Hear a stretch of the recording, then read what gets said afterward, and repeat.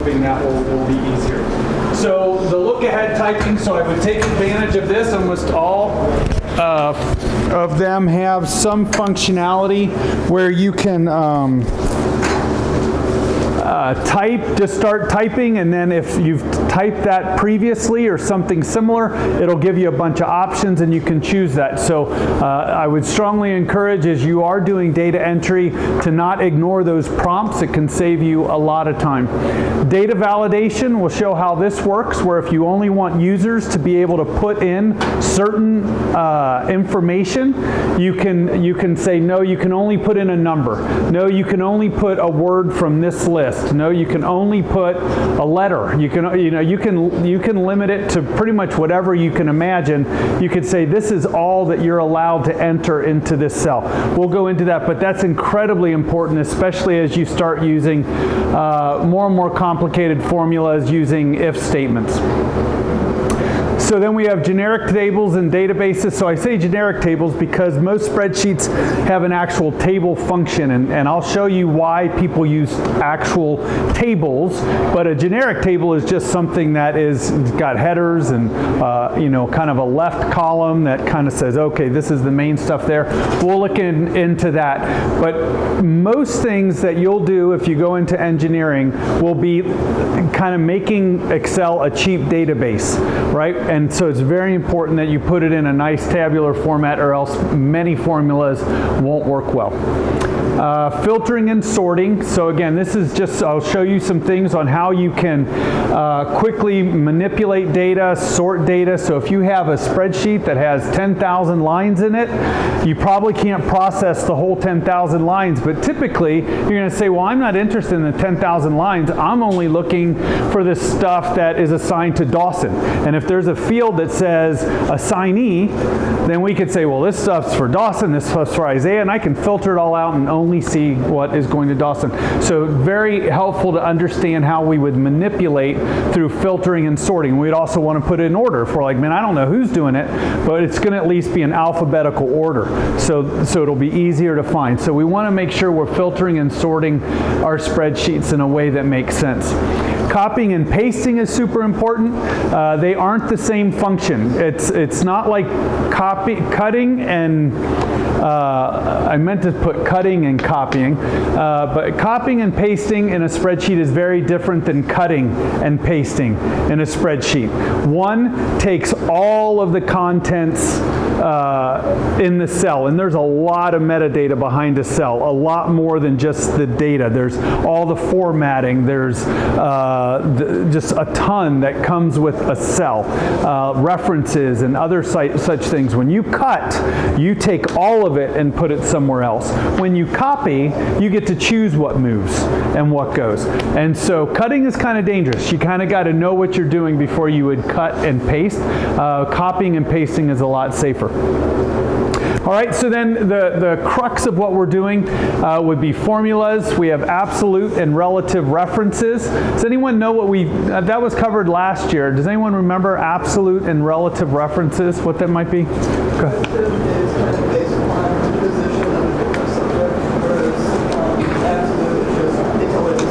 That's exactly it. So absolute, if you say absolute B1, absolute B, absolute 1, no matter what you copy, it's always going to look at B1. If you just have B1 and it's not absolute, it's relative, and then you have a formula that has B1 in it, and you copy it one to the right, it's going to look at C1 instead of B1 because it's relative.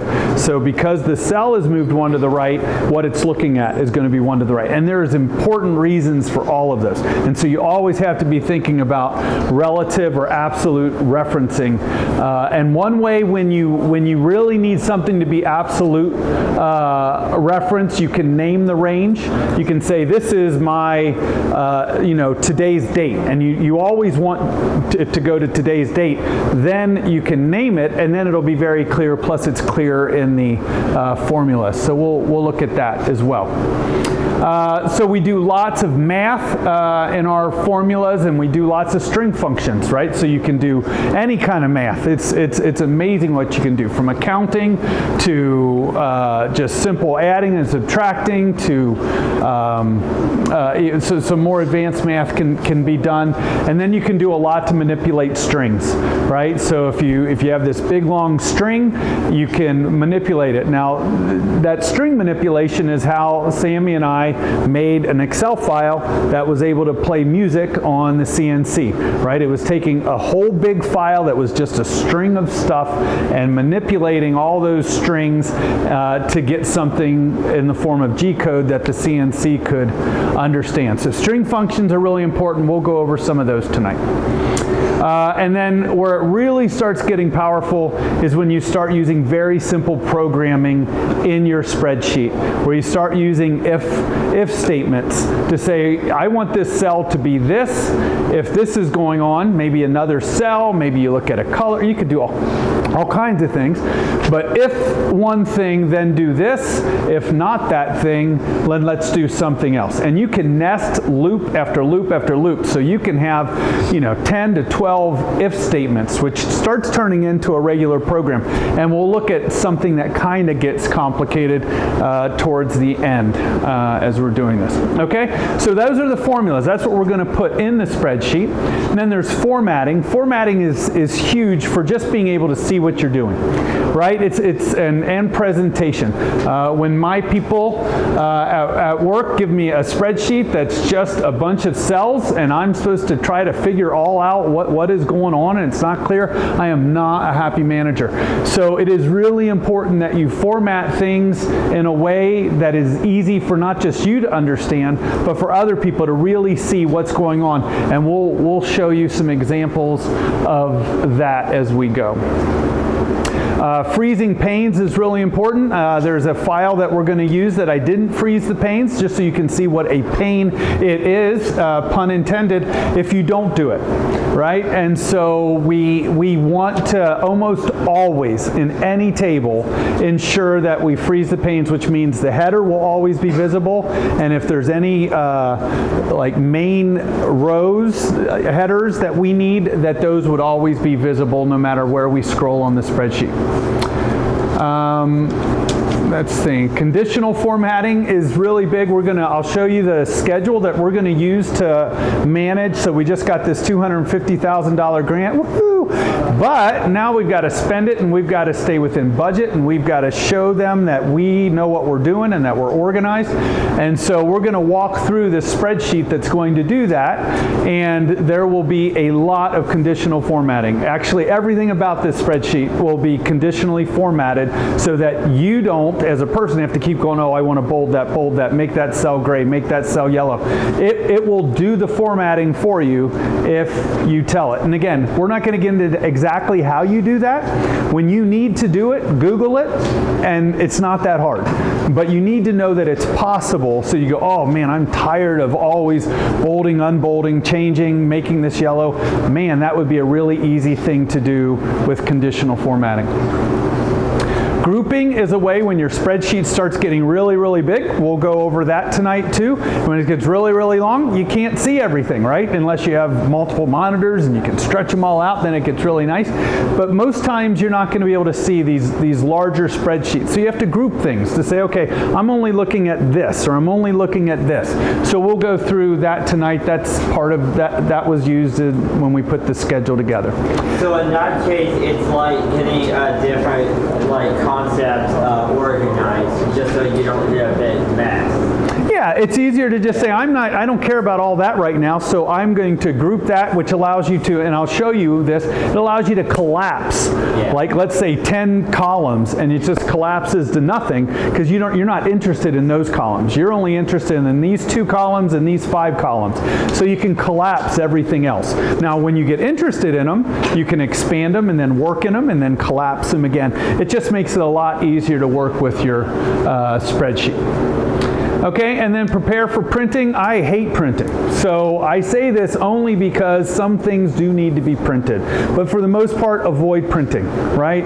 Printing's bad. Not that I think we're running out of trees. It's just, it's not helpful. There's way better ways to do it, and things change so fast that printed copies almost always are not helpful. In fact, there's certain quality standards that you can get in trouble very quickly if you print things because you're creating up-to-date records. So it's just not a good idea to print.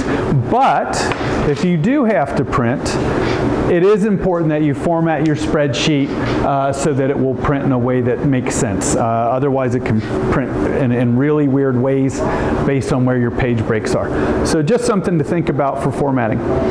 And then we're going to look at tables, because that's how the schedule was put together, and why you may use a formal table instead of just a spreadsheet, right? And this is something you put in the spreadsheet that works a little bit, it gives the same feel of a spreadsheet, but it does some interesting things for us that are really, really helpful, but have a couple little disadvantages. So we'll talk about as we get there.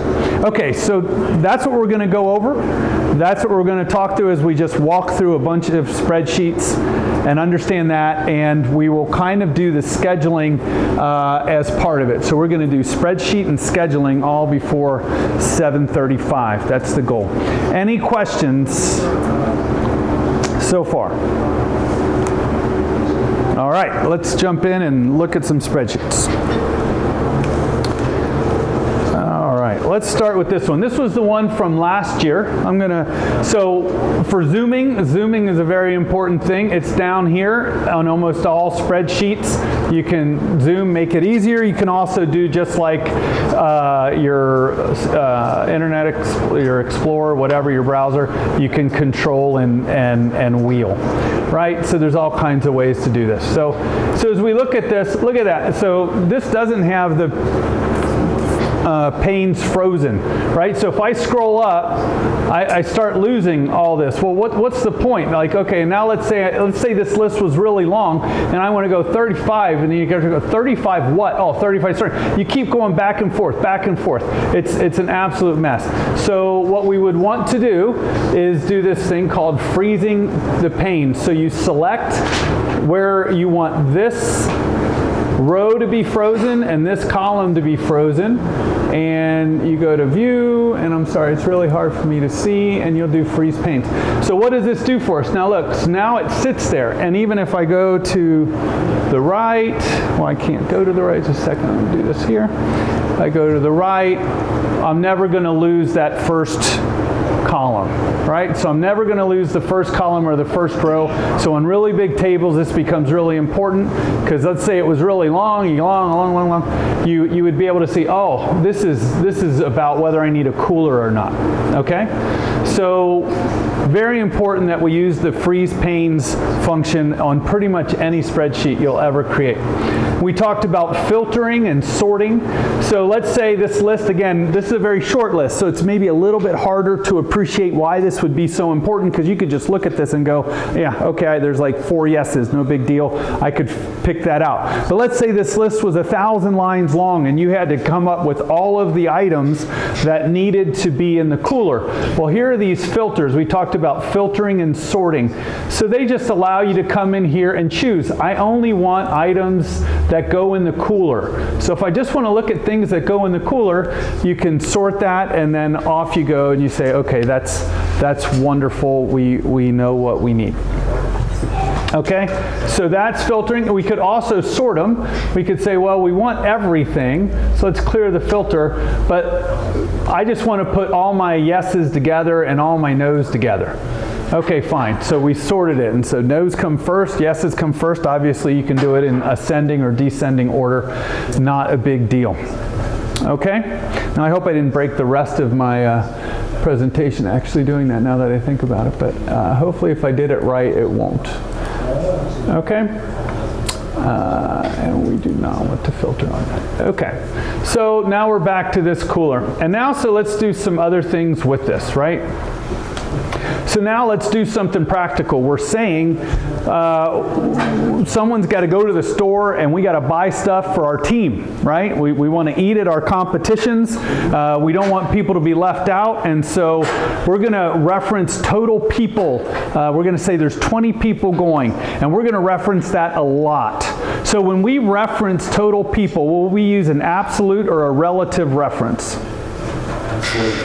Absolute. Absolute, right? Because it's just that 20. If I move to the right, it's still the 20. And because it's absolute, we're going to just name it, right? And so you can see it up here. It says people, right? And if I hadn't named it, you can name it just by saying, you just come up here, and if I wanted to name this total cost, then you just do total cost, and now you've named that cell, right? There's really no point in labeling total cost, but at least you can see how it was done. Can't have spaces, can't do any, there's some characters you can't put up there, but that's how you would name a cell, right? So this looks pretty straightforward. We've got carrots, so we're going to just see some very simple things. Do you see this little arrow coming down here? So this means that I've done that where the data validation, where I'm saying you can only put certain things in here, right? So the only things I'm saying you can put in here are the things that we said are acceptable food items, right? And so I guess I could show how you do that. There's a data validation. So if you go to data, and then you would just see a data validation thing, and if you just click it, it'll tell you. I know that's kind of small. Let me see if it gets bigger if I do. It won't. So anyway, you point to a range that you want to have the values that you'll allow. So the range that's there, you can't see it, it doesn't matter, but it's pointing to all of the food items on the other page. And it's saying only allow those items to be chosen. Now what Excel does, which is really nice, says, well, if you do that, I'll help you. If I'll give you this little down arrow, and then you can just pick them. Say, oh, this is what you want. Ketchup, more ketchup. Everyone loves ketchup. Can't have enough ketchup, right? Let's pick something else. I can't really see. Ham. We don't want more ham. We already had ham. We want turkey. Turkey. Excellent. So something new. Excellent. So now we're saying we got eight of these, and now look how I did this. This is all NA, and it became an 8 when I put something there, right? So this is a really sloppy formula, right? This is a formula, you don't want your spreadsheets looking like this. And there's lots that you can do to get rid of it. So this spreadsheet does a great job of saying, here's the right formula. And it's a great formula. We don't need to get into it, but it's going to say, oh, here's your item. Find what item number down it is, and then go pick out the price per quality, pick out all that information and bring it over into this table, right? So we don't need to go into that. If you need that functionality, you can do it. I will say you'll use it a lot. It's called match and index, but for it's too much for us right now. But the NA is just no good. But you could make this better, right? You could use an if statement that basically, and I'm not going to do it unless there's time at the end, but you could just say, well, if this first cell is not blank, then do this formula. But if it's blank, put a blank here. Right? So it could just be very clean, right? And the cleaner you make your spreadsheets, the more your boss is going to be able to see what you're trying to communicate to them, right? So you want to get rid of all the nonsense. So if statements that clean up data that is errors and other things you can get rid of. There's another function that is really neat in Excel. It's called if error.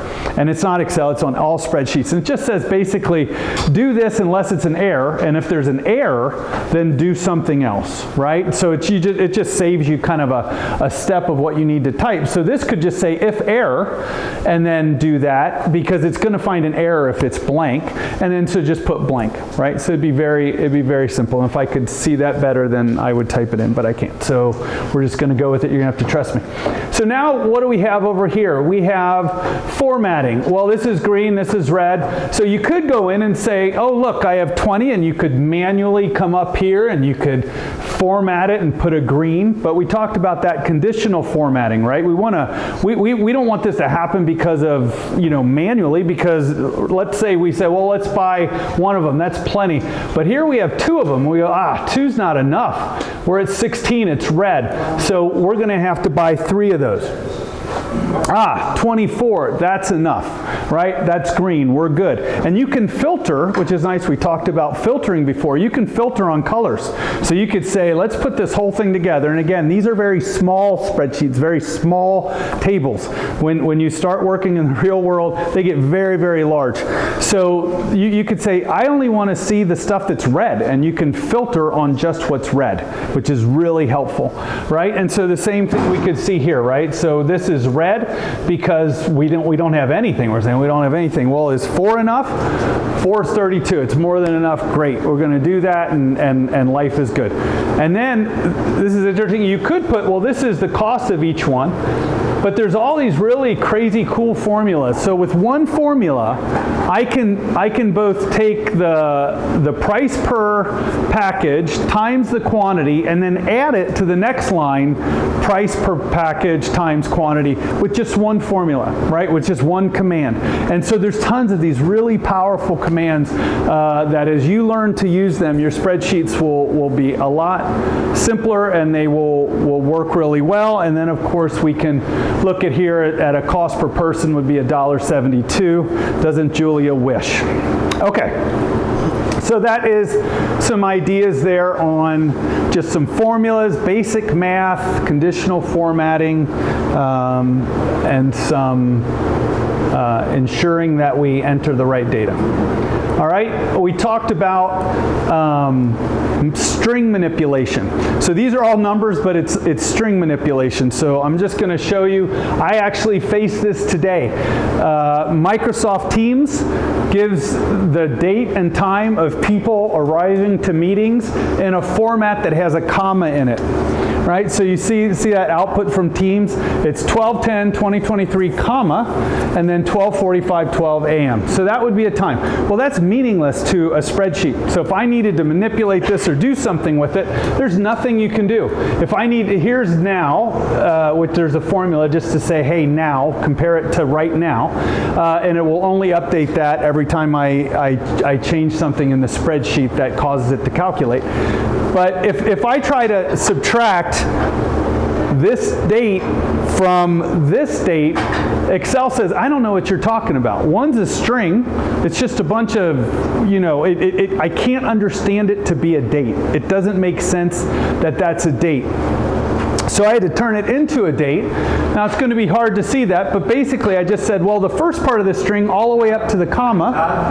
In the lower right, why don't you move that slider over to the right? It's not going to make this bigger. No? No. Unfortunately. Could you just make your whole display of your computer bigger? I could. Let me see here. It's going to cause other problems, but I will make it bigger for just a second, just so you can see this.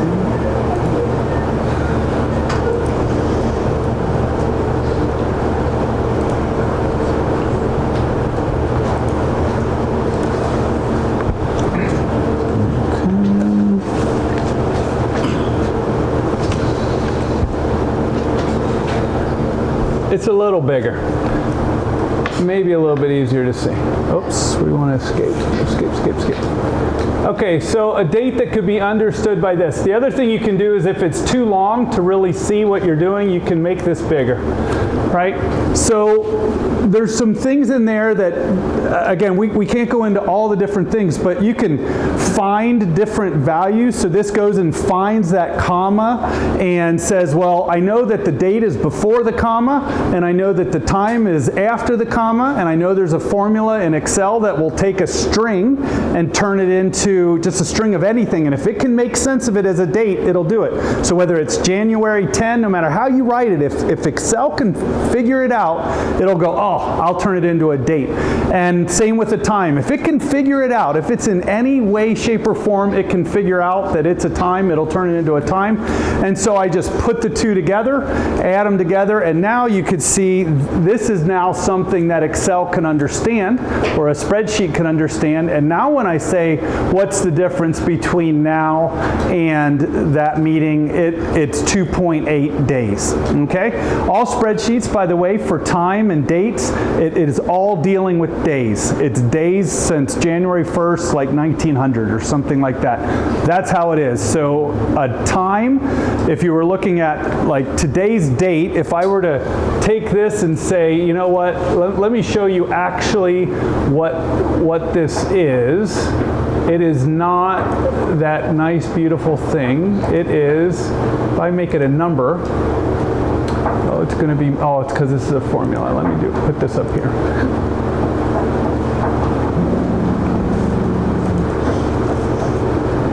Instead of custom, we're just going to call it a number.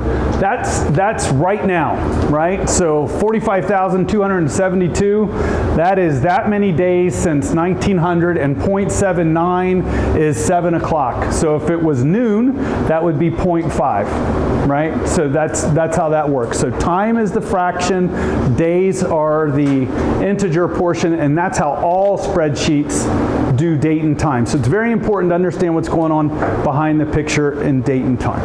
Okay? Why 1990? Yeah, I don't know. Someone just picked it and thought that'll work out. Who's going to do something that needs something before then? Is that the Julian date? I don't know. I really have no idea why it was chosen, but I just know that that is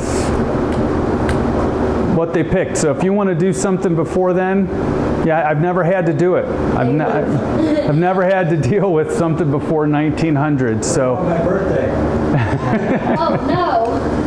So I think I'd be in trouble. So anyway, so that is that. So now let's jump into something a little bit more complicated. Any questions on any of this so far? So we've gone through, let's see the concepts that we've discussed. Make sure I'm not missing anything. So we didn't really do the look ahead typing, but I think that makes sense. I think you guys have all done that through other things. We did data validation. We showed how that worked. We have some generic tables. We showed you filtering and sorting. We didn't really do much with copying and pasting, but I hopefully that makes sense. I will show you this. I guess it is kind of important. If I want to copy this, a Control-C will copy it. And then what's really important, if I right-click, and this is true in any spreadsheet program, it's going to give you all of these options. And it's really important that you think through these options because very different things happen. So this is just paste it. You know, just do the normal paste. This is going to just paste the value, which is super important. I use this all the time. It's saying, I don't care about the formatting. Keep the formatting of the place that I'm copying it to, but I want you to take the value and give it to me. It'll also take, like, let's say something was a formula. It was this really complicated formula and it evaluates to 5. And really going forward, all you need is the 5, right? So you don't need this big complicated formula in your spreadsheet because it takes up memory and it takes time to calculate. You can do a Control-C, Control-V with just values, and it'll get rid of the formula and just paste the 5, right? So that's again very useful. FX is just paste the formulas. So it doesn't matter about the value, it doesn't matter about the formats, I just want the formula to get pasted on. And I had to use that a ton. I'll show you in the timeline that we have.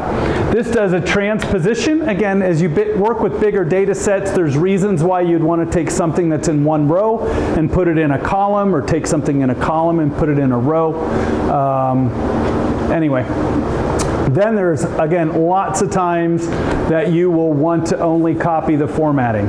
So you have this big table, it's beautiful, it's everything you want, but now you want to format it. And you're like, okay, I did some conditional formatting, I did some other things. You don't want to change the content of the table, but you do want it all to look the same. So you start doing Control-C and Control-Paste with just formatting so that you don't lose your data, and you do that. So these are very important functions when you're copying paste. All this goes away when you cut. When you cut something, you're getting everything, always. And that will often cause problems. So I would not cut unless you really know why you're cutting it. Or it's a brand new spreadsheet, then it really doesn't matter. And when you drag and drop something, you are cutting. So if I take this and drag it down to here, that was a cut and paste, right? So dragging is cutting. So you need to be very careful when you cut. But you do see nothing really got messed up. It doesn't matter. I can move this wherever I want. It's going to take everything about this cell and put it wherever I put it. Okay? All right, so that was copying and pasting. We showed some formulas, where you would use if-error, some string functions. Again, we can't go into the details, but just some ideas of what you can do, some math functions, some ideas of what you can do. We named a range, discussed some absolute thing. We froze panes, looked at some appearance, conditional formatting. Okay, so let's get into grouping and tables. So we'll get to a more complicated one. This is where I think making it 150% is going to be problematic, but we'll give it a go. Okay, so here's that grouping that I was talking about. Right, so once you've determined the task type, which we're going to get into this a little bit later with the timeline. Once you've determined this, it really doesn't matter. So we can hide that. So we can group. It's grouped, so we can just get rid of it. Right, and then once we put the core of this data together, we probably don't need to look at that all that much any longer. So now we're starting to say, okay, it's getting a little bit more organized. I see what's going on. Again, this screen is very small, so you're going to have to shrink a whole lot of stuff before we can see anything. But obviously planned and complete value we don't need. I will talk about formatting real quick. Do you see how there's white, blue, white, gray? Do you see all of that? Can you see that? Is that clear? So the white and blue is something that comes for free when you make it a table. Otherwise, you'd have to format that. What's really nice about this is if you delete it, if you delete some rows, whatever, it'll keep your formatting. It'll still do alternating blue, white, blue, white, which is really nice. Unless you override that formatting with something else. Now, like I said, all of this formatting is conditionally formatted, right? So you can just do lots of stuff with conditional format. So basically, this says if it's a summary line, then bold the whole thing and make it gray, right? So if in this very first, most of it's based on this. So if it's a milestone, then let's make this whole row italics. If it's a summary, then let's make it gray and bold, right? If it's a normal duration task, we'll just leave it normal, and then you can see that it's just white and blue, right? So this is the kind of stuff, as you add rows and get rid of rows, you don't have to keep going in there and saying, oh man, now I want another summary row, and now I need to go format it and make it, oh, now I need to get rid of that one. So you're not spending all your time formatting. It will format itself for you. When I see my team constantly formatting manually, it drives me crazy because it means that they're wasting company time, right? I mean, you got to be more efficient than that. So it behooves you, as you're going to use spreadsheets, if you go into engineering, that you understand how to use these tools well. Okay, so we talked about grouping. So here's this table concept. Now look, this table doesn't have the panes froze, right? So what a mess that is. So where would this one I'm not going to freeze right here because of the way it's grouped, and I always want this summary. So I'm going to actually freeze it right here, and that's going to work a lot better for us. So under view, and see it's so big now I can't even see freeze panes.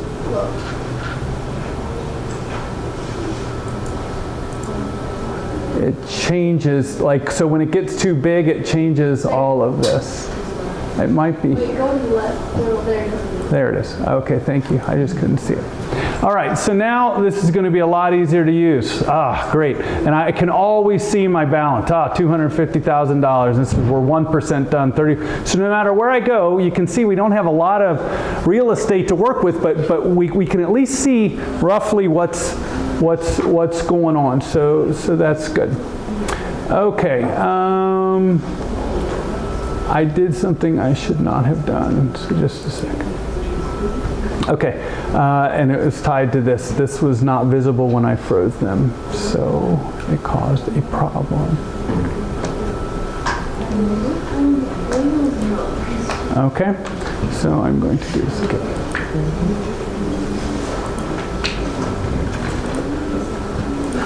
Oh, this is interesting. I'll have to look into that. I'm not certain why freezing the panes is causing the grouping to go away. That is very interesting. I'm not certain why the grouping went away. Yeah, I'm not certain what's going on with the grouping. It's kind of possessed, but that's okay. So now here's this Gantt chart, and we're going to talk about Gantt charts. So anyway, we could see that we have these buttons over here. By clicking this, we collapse the whole 9 yards into its smallest thing, and now we could kind of expand out and go, well, what do we want to see? If we want to see the Gantt chart, then we can start looking at this, and we say, well, we don't really care about all of this. We really only care about right now. So we could say, yeah, none of this is really important. So this we can kind of see we're a little bit more focused. This is what's going on right now. We had our milestone where we bought the building, yay, and we almost bought it for what we said, yay. So that's really good. So we can see this progressing. All of this is also conditionally formatted based on the first 3 letters of what's in the header. So if it's DEC, it's red. If it's JAN, it's green, right? And so that means I can change this. Now, if you were using not a table, again, one of the disadvantages of a table is you can't make this a formula. And if this weren't a table, you could put a formula up here and then do the conditional formatting based on that, but that wasn't possible because this is a table. But look at what the table does for you. If we didn't have a table, I'll just show you what this formula looks like. It's kind of complicated, but we're not going to get into the whole complications of the formula. But what I do want you to see is, as you read through this, column, Gantt, start, it's very easy to read. So here it says at start date. So this is just saying, oh, this is the start date column. So whatever's in the start date column. And then you can kind of go through range. If you name ranges correctly and you name things right, it becomes very easy once you understand what the different formulas do to re-understand what you've done here. So here you see I'm referencing the end date. If you didn't do it like this end date would say J2, right? J2, and you're like, oh, J2, what's J2? Oh, J, if I go over to J and I come down to 2, oh, it's J2, relative reference, great. But what tables do is it allows you to just quickly see, oh, I'm looking at the end date, I'm looking at the task type, start date, I'm looking at actual % complete. So you can just, it's very easy to start understanding very complicated formulas when you use tables. So tables are really, really helpful. The other thing that I typically do for formatting, just so you see that all these are yellow and then these are blue and white. So anything that is in a yellow column means it's a formula. So don't put data in it, right?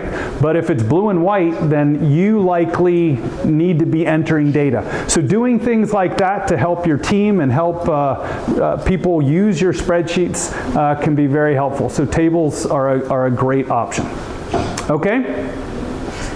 All right, so that is it for spreadsheets unless someone else has some questions, but we're going to use this same thing to now start talking about schedules unless anyone had questions about spreadsheets.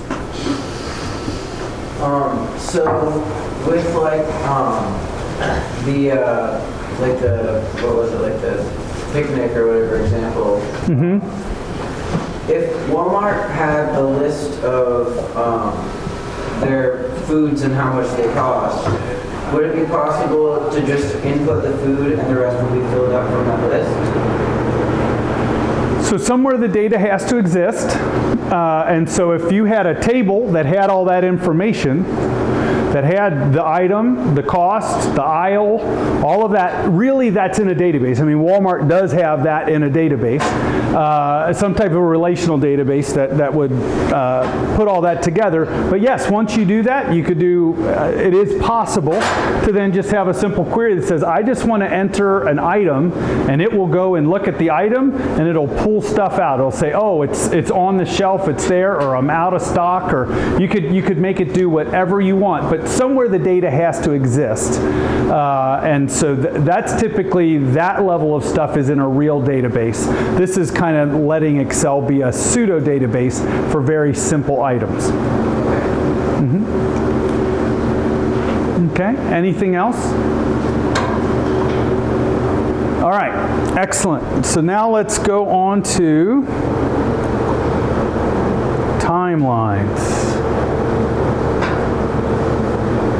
Maybe.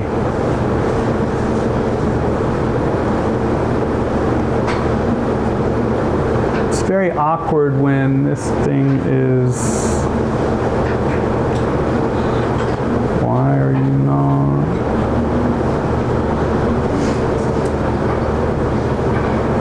Oh, I see what's going on.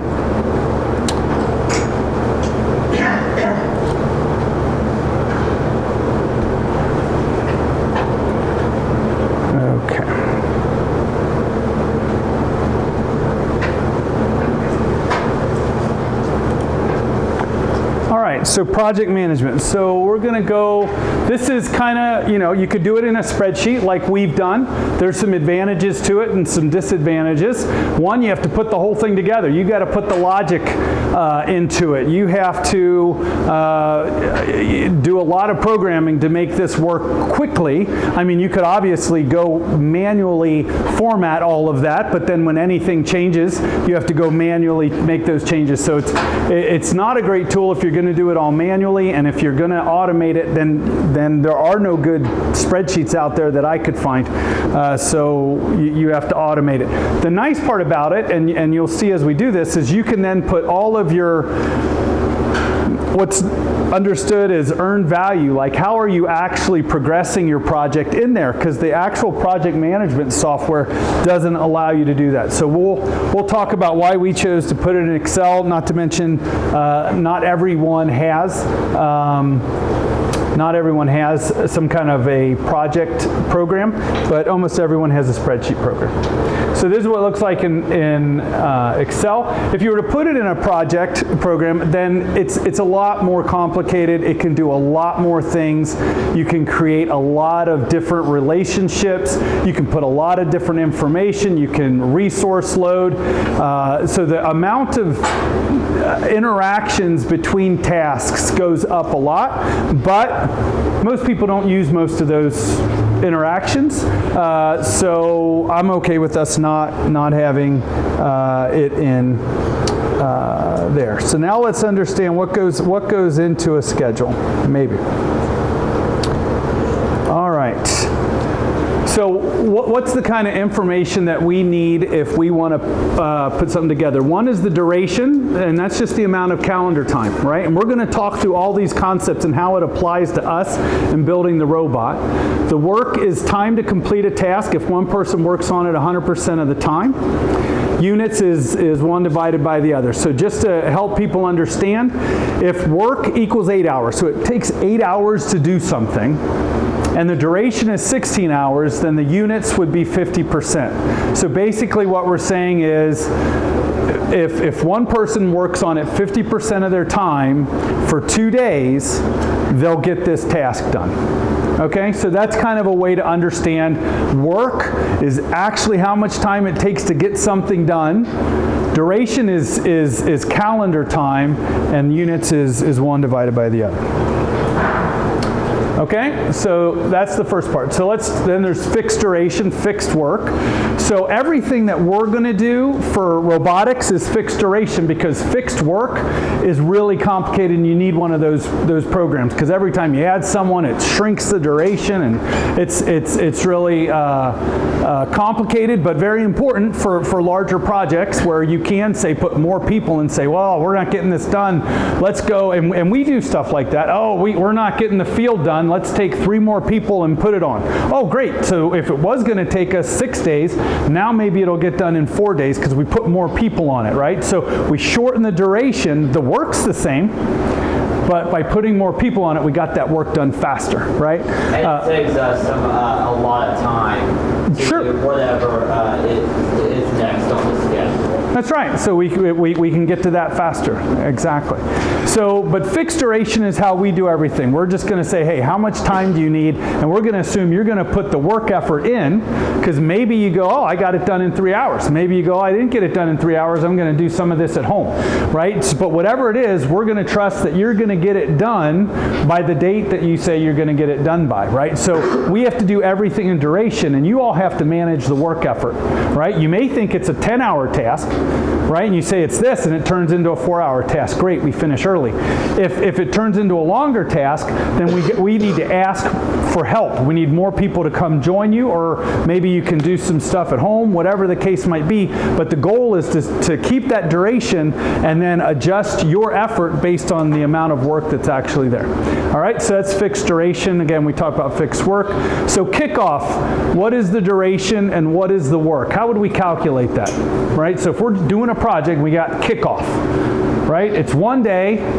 What is the duration?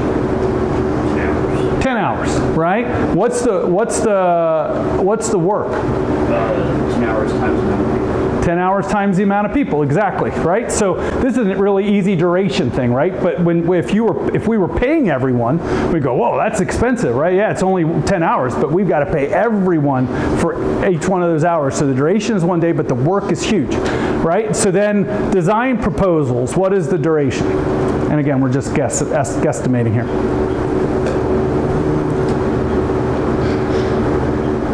Normally you want the design proposals what, in like 2 days, 3 days, something like that, right? By the Tuesday. By the Tuesday, so Saturday to Tuesday, right? So you have Sunday, Monday, and then most of Tuesday. So you have 3 days.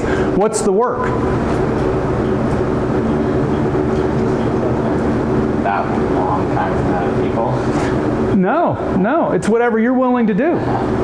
You may do nothing. We hope not, because we have a limited amount of people on the team, and so we need everyone to do something. But the work effort is what you choose to do, right? So if you put in 3 hours, your work is 3 hours. In that 3 days, you did 3 hours of work. If Sammy does 1 hour, it's 1 hour, right? If Isaiah does 20 hours, it's 20 hours. So you'd add all that up. That's the work. It's what you actually do. So the reason the kickoff is everyone's here engaged. So it's just times the people. But this is actually what work gets done. Building a swerve drive, what is the duration? Who knows? Who knows? How many people are we going to work on? Are we going to work on it for a day here, an hour here, a minute here? We don't know what the duration's going to be, but we do know the work effort. The work effort, let's say, is 6 hours. We know we can do it in 6 hours. If we have 2 people, maybe we do it in 4 hours. If we have 4 people, we do it in 10 hours. So it's weird how that works sometimes. Sometimes you add more people and the duration gets longer. So sometimes the goal is to find the right amount of people to maximize that relationship. Okay? So hopefully that makes sense on those concepts. Okay, so what are some things that impact this?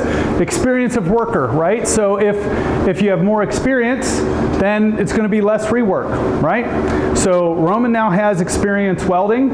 If he were to do it versus someone who has no experience welding, he's going to get it done faster. So we could allocate less time if he was doing it. If someone else was doing it, well, we got to go, well, there's a learning curve. They may make a mistake. They may not get it right the first time. So we have to think through all of those things. So all of that goes into building a schedule and putting something together. We have to think about, we only meet on Tuesdays, Thursdays, and Saturdays, right? So in one way, we are limited to per person work, 3, 3, and 6, or whatever those hours work out to be. But that doesn't mean that we don't have the freedom to do some work at home, right? And so that's a way to take the same duration. We only have so much time, right? And so we can get more work done by doing things outside of those hours, or when it comes to crunch time, we will extend that so we can get more work done in the same duration. There's always going to be unknowns, so we'll have to adapt and put things, and then the concept of critical path. So does anyone remember what critical path is? I think I put it up there, but can they explain it, and what kinds of things tend to be on our critical path?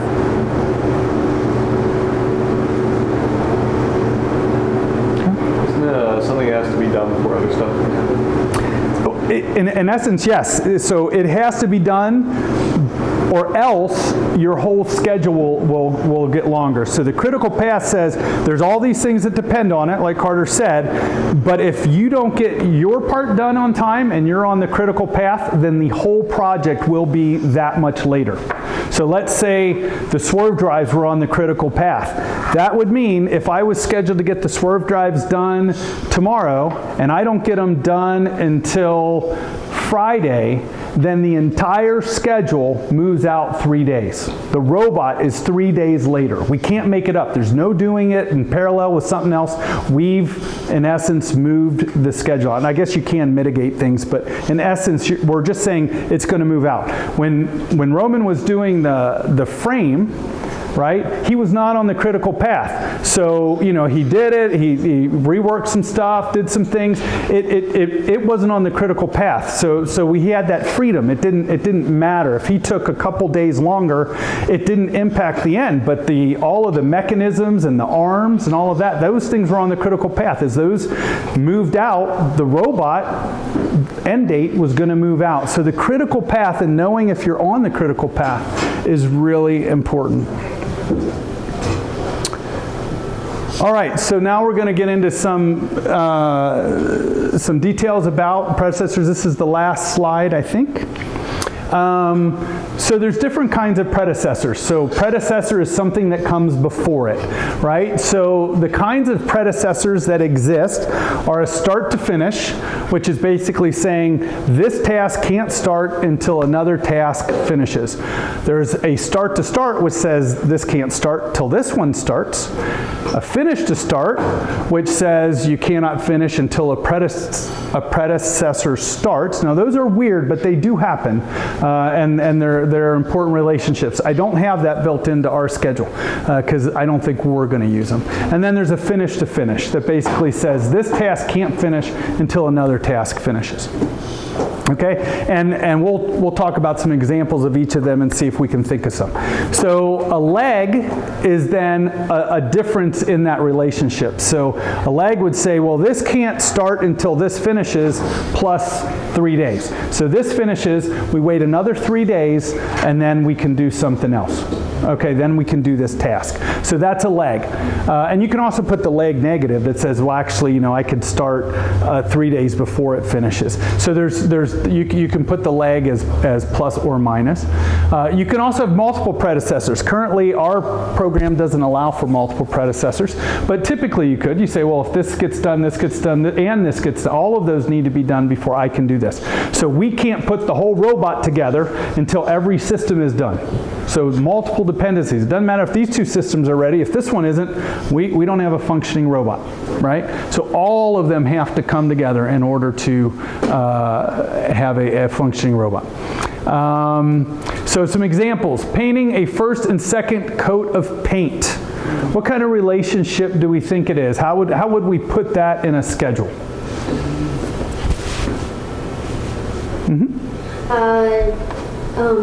Maybe the whole robot has to be assembled before you can paint, or like you have to put the first coat on before you put the second coat on. So that's true. So what I'm asking though is which predecessor type would apply to painting coat 1? If painting coat 1 was a line in your schedule and painting coat 2 was a line in the schedule, what kind of predecessor and lags would go there? What do we think that would look like? Go ahead, Christopher. Start to finish. Start to finish, and is that it?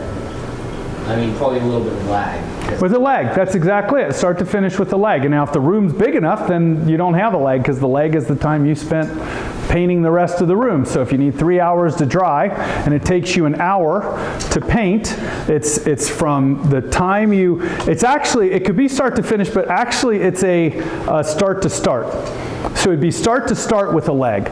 So if you start painting, you say, oh, I started right now, and it's 3 hours of dry time. You can keep going. Well, if you paint for 4 hours, well, you could come back and just start. But if you paint for 2 hours, what do you have to do? You have to wait an hour, because the relationship is from when you started plus those 3 hours. So it'd be a start to start with a lag. All right, robot construction. Just there's lots of predecessors in there. So can anyone think of anything along the lines of the robot and then appropriate predecessor relationships? Like for the noodle bot, the noodle can't go on until the frame is built. Right, that's exactly right. Without the frame, you can't do that. So that would be a start to finish. Very good. Put the arm on without having the second joint. That's right. Yeah. Well, yeah. So that would be another possible start to finish. Anything else? Any other thoughts? Any other relationships?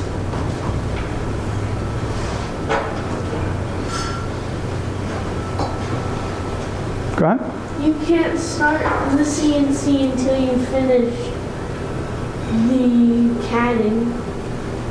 Oh, right. So there's nothing to cut until you put the CAD together, right? Otherwise, you're just wasting your time. That's a great one. You can't program swerve drives without the swerve drives, or finish programming. You can't finish program, so that's a really good one, right? So that's kind of almost a finish to finish with a lag, right? Because you can be programming, and you can be building swerve drives, but you're not going to finish programming the swerve drives until these are built. So that would be a good example of a finish to finish.